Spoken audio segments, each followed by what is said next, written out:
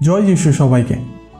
আজকের আমরা আলোচনা করতে চলেছি প্রভু যিশু কিভাবে 5টি রুটি এবং 2টি মাছ নিয়ে 5,000 লোকেদেরকে খাইয়েছিলেন। তাহলে আসুন শুরু করা যাক।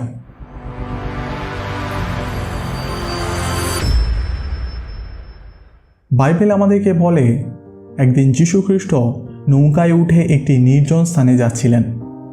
যখন লোকেরা সেই খবর পেল তখন তারা বিভিন্ন অঞ্চল থেকে অনেক লোক তার পিছনে চলতে থাকে।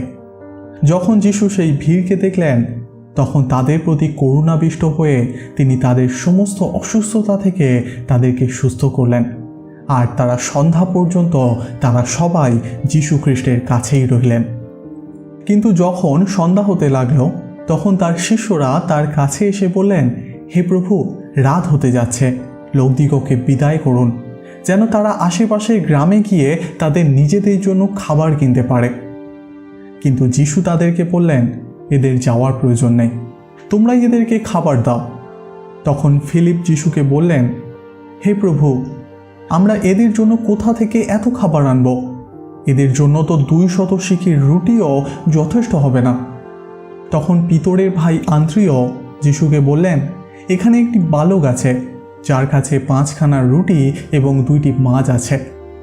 যীশু বললেন, সেগুলিকে এখানে আমার কাছে আনো।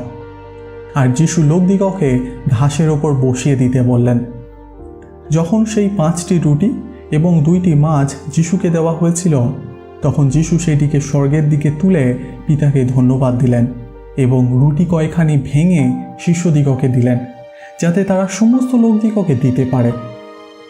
আর সমস্ত লোকেরা তা খেয়ে তৃপ্ত হয়েছিল এবং তার মধ্য থেকে আবার 12 ডালা বেঁচেও গিয়েছিল। বাইবেল আমাদেরকে বলে যারা সেই খাবার খেয়েছিল তারা স্ত্রী এবং শিশু ছাড়া অনুমান 5,000 পুরুষ ছিল। 5,000 জনকে খাবার খাওয়ানো এমন একটি অলৌকিক ঘটনা যা আমরা 4টি সুসমাচার পুস্তকেই এর উল্লেখ দেখতে পাই।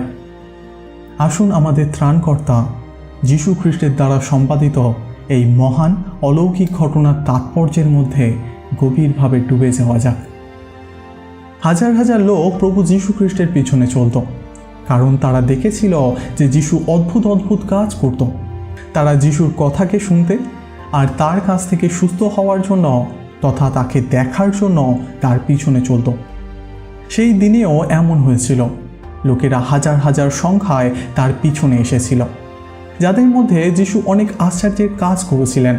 কিন্তু যখন সন্ধ্যা হতে লাগলো তখন আমরা দেখতে পাই যে শিষ্যরা চিন্তিত হতে লাগলো। তারা চাইছিল যাদের যীশু সমস্ত লোককে বলে যেন তারা আশেপাশের গ্রামে গিয়ে নিজেদের জন্য খাবারের ব্যবস্থা করে নেয়। শিষ্যরা বহু সময় যীশুর সাথে ছিল, তবুও তারা যীশুকে চিনতে পারেনি। সেই জন্য তারা বলল, হে প্রভু, আমরা এত লোকের খাবারের ব্যবস্থা কোথা থেকে করব? কারণ তারা এর আগে যীশুকে অন্যদেরকে সুস্থ করতে, ভূত তাড়াতে আর মৃত লোকেদের জীবিত করতে দেখেছিলেন। তাই তারা মনে করেছিল যীশু শুধু এইটুকুনিই করতে পারে। তাই তারা এত ভিড় দেখে ভয় পেয়ে গিয়েছিলেন। তারা ভাবতে লাগলো, এত লোকেদের খাবারের ব্যবস্থা কোথা থেকে করবে? আমাদের সাথেও এমনটাই হয়। আমরা তো ঈশ্বরের সাথে চলি, কিন্তু কখনো কখনো আমরা বুঝতে পারি না যে যীশু কি করতে পারে। সেখানে কি মাত্র 5,000 লোক ছিল? মথি সুসমাচার পুস্তকে উল্লেখ রয়েছে যে সেখানে মহিলা এবং শিশু ছাড়াও প্রায় 5,000 পুরুষ ছিল। তাই মহিলা ও শিশুদেরকে নিলে প্রায় 15,000-এরও বেশি মানুষের উপস্থিতি সেখানে ছিল। যীশু শিষ্যদের কাছ থেকে 5টি রুটি এবং 2টি মাছ নিয়েছিলেন এবং সেটিকে 5,000-এরও বেশি লোকেদের খাবারের ব্যবস্থা করেছিলেন। এটা আমাদেরকে দেখায় যে ঈশ্বর আমাদের যা কিছু আছে তা গ্রহণ করবেন এবং তাতে আশ্চর্যভাবে আশীর্বাদ করবেন। মনে রাখবেন, আমাদের নম্র প্রতিভা, আমাদের যা কিছু আছে তা সামান্যই হোক না কেন, সেটিকে ঈশ্বরের কাছে আনতে হবে এবং তিনি তাতে অলৌকিকভাবে কাজ করবেন। বাইবেল বলে যে যীশু লোকেদের প্রতি করুণায় পূর্ণ হয়ে গিয়েছিলেন, কারণ তারা একটি রাখালবিহীন ভেড়ার মতো ছিল। এবং তারপরে আমরা দেখতে পাই যীশু লোকেদেরকে সবুজ ঘাসের ওপর বসাতে বলেছিলেন এখানে আমরা গীত সংহিতার 23 অধ্যায় 1 থেকে 2 পদের পরিপূর্ণতা প্রত্যক্ষ করতে পারি। সেখানে লেখা রয়েছে, সদাপ্রভু আমার পালক, আমার অভাব হইবে না। তিনি তৃণভূষিত চড়ানিতে আমাকে শয়ান করান, তিনি বিশ্রাম জলের ধারে আমাকে চালান। সমস্ত মানুষ কি খাদ্য খেয়ে সন্তুষ্ট হয়েছিল? হ্যাঁ, বাইবেল বলে সকলে খেয়ে তৃপ্ত হলো। বাইবেল বিশেষভাবে উল্লেখ করে যে লোকেরা যতটা চেয়েছিল ততটা খেয়েছিল এবং তারা সন্তুষ্ট হয়েছিল। যিশু আমাদের জীবনে প্রচুর রূপে আশীর্বাদ বর্ষণ করবেন, শুধু আমাদেরকে তার উপরে সম্পূর্ণরূপে নির্ভর হতে হবে।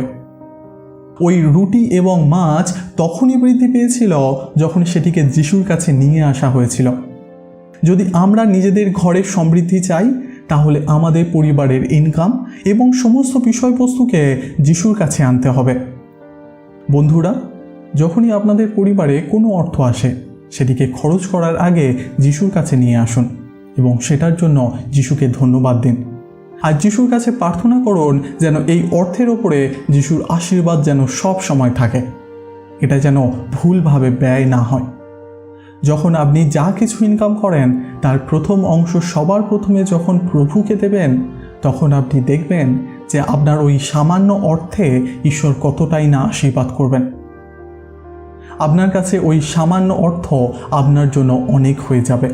এটা গুরুত্ব রাখে না যে আপনি কতটুকু ইনকাম করেন, কিন্তু এটা গুরুত্ব রাখে যে আপনার ধন বা ইনকাম কতটা আশীর্বাদ প্রাপ্ত। আমি আপনাদেরকে বলতে চাই, যেমন 5টি রুটি এবং 2টি মাছ দিয়ে 5000 লোক খেয়ে তৃপ্ত হয়েছিল এবং 12 ডালা বেঁচেও গিয়েছিল, ঠিক তেমনই আপনার ঘরের সমস্ত প্রয়োজন পূর্ণ হয়ে যাবে এবং আপনার কাছে অতিরিক্তই থাকবে। অভাব কখনোই হবে না যখন আপনি এই বিষয়গুলোকে গুরুত্ব দেবেন। যিশু লোকেদেরকে সুস্থ করলেন এবং তাদের কাছে ঈশ্বরের রাজ্যের প্রচারও করলেন। তাদের আরামের জন্য তাদেরকে সবুজ ঘাসের ওপর বসালেন। যিশু তাদেরকে ঈশ্বরের রাজ্যের বিষয়ে শিক্ষা দেওয়ার মাধ্যমে তাদেরকে যেমন আত্মিক খাদ্য দিয়েছিলেন, ঠিক তেমনই তিনি তাদের শরীরের প্রয়োজনের জন্যেও শারীরিক খাদ্যের ব্যবস্থাও করেছিলেন। এটা হতেই পারে না যে কেউ তার পিছনে চলে তার প্রয়োজনের দিকে তিনি নজর না দেন। তিনি 5000-এরও বেশি লোককে খাওয়ালেন এবং তারা খেয়ে সন্তুষ্টও হলেন।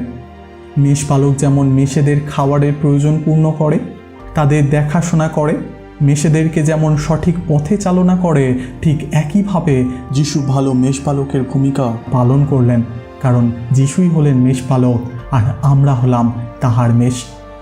বাইবেল ভালো মেষপালকের ভূমিকা বর্ণনা করে। বাইবেল বলে, আমি সর্বাধিপতি প্রভু তোমাদের বলছি, আমি স্বয়ং আমার মেষপালের দেখাশোনা করব। একজন মেষপালক যেভাবে তার মেষপালের যত্ন নেয়, আমিও সেইভাবে তাদের যত্ন নেব এবং যারা এদিকে ওদিকে ছড়িয়ে পড়েছে তাদেরকে এক জায়গায় নিয়ে আসব। বিপদের অন্ধকারে যেসব জায়গায় তারা ছড়িয়ে পড়েছিল, সেই সব জায়গা থেকে আমি তাদেরকে খুঁজে নিয়ে আসব। ইসরায়েলের ভূমির পাহাড়ের গায়ে, ঘাসে ঢাকা মাঠে, উপত্যকায়, চড়ানির সবুজ সমারোহের মাঝে আমি তাদের নিয়ে যাব। আমি হব আমার মেষ দলের মেষপালক। আমি খুঁজে দেব তাদের বিশ্রামের জায়গা। আমি সর্বাধিপতি প্রভু এ কথা বললাম। যারা হারিয়ে গেছে, এদিক ওদিক ঘুরে বেড়াচ্ছে, তাদের আবার ফিরিয়ে আনব। যারা আহত তাদের ক্ষত বেঁধে দেব। যারা অসুস্থ তাদের নিরাময় করে তুলব। হ্যাঁ, যিশু হলেন আমার মেষপালক আর আমি হলাম তাহার মেষ। তিনি আমার জীবনের সমস্ত প্রয়োজন পূরণ করেন। যিশু কি আপনার জীবনেরও মেষপালক? ধন্যবাদ এই ভিডিওটিকে সম্পূর্ণ দেখার জন্য। ঈশ্বরের বাক্যে এইভাবে বৃদ্ধি পাওয়ার জন্য আমাদের চ্যানেলকে অবশ্যই সাবস্ক্রাইব করবেন এবং ঈশ্বরের রাজ্যের কাজকে এগিয়ে নিয়ে যাওয়ার জন্য এই মেসেজকে অবশ্যই শেয়ার করবেন। ধন্যবাদ।